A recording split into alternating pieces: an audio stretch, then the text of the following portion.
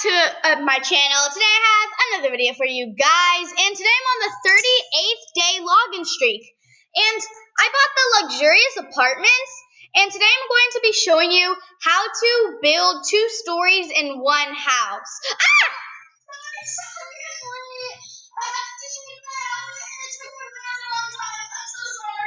Come on, Mazzy, we were all waiting on you.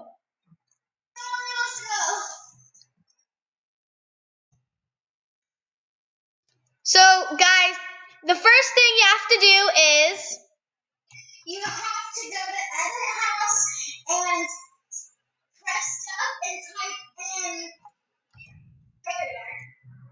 So once you have barrier, there is a brown wall that is $9, and you have to put it on the wall and then hit this button and rotate it up. And then I can make it as high as I want. I can do as much as I want also. And I'm going to do 2 right now. And then change it the color of your whatever color you want, but I would suggest doing white.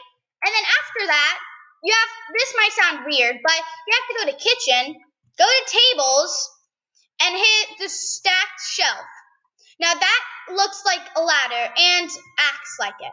So after that, make it the color of your barrier and put this up so it is on level.